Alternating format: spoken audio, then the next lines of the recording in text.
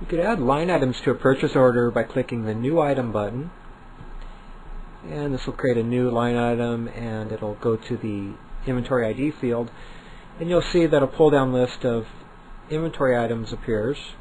You could filter this list of inventory items by changing the value in the Filter Inventory list. So for instance, right now we just saw a list of materials. I'll just show a list of all chemicals in the database. Now I'll click back in the Inventory field, and now there's just a shorter list of just records in the inventory database that have a category chosen of chemicals. But for this example, we'll just go back to the materials list, and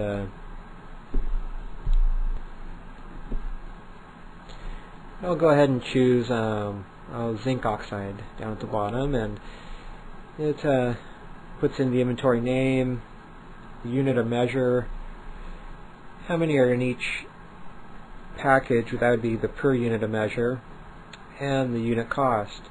I'll go ahead and put in a quantity of 100.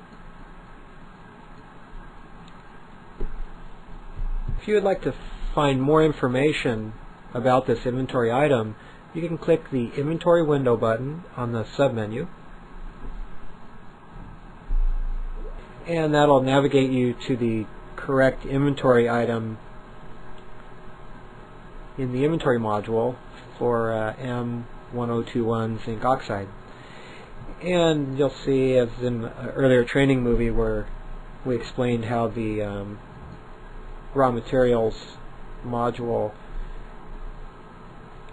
shows for each item for the zinc oxide, it shows which suppliers it was purchased from in the past, the purchase order ID, the status of that purchase order, the purchase quantity, and the unit cost on the purchase order. And then in this pop-up window, into the inventory module, you could also click on the Inventory tab to see current inventory levels for the item you're purchasing. And then you can click on the Unit of Measure tab to see unit of measure information.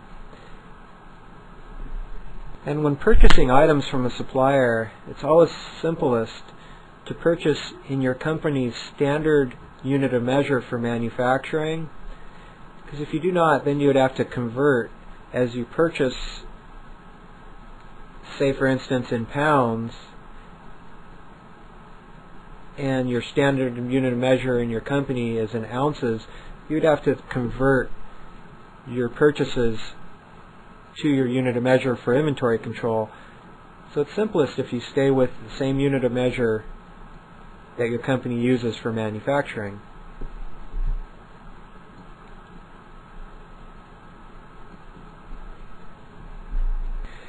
And then you could also add a line item as a freight item, and you could choose how it's supposed to ship. And then you can enter a cost for the freight in the cost field, or you can enter a cost on the freight field.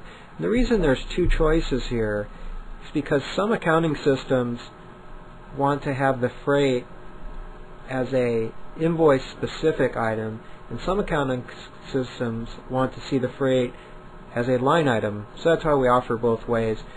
So you can just use the line item to show how it was shipped, and then enter the freight into the invoice field on the bottom. Then you could also add a note for the supplier.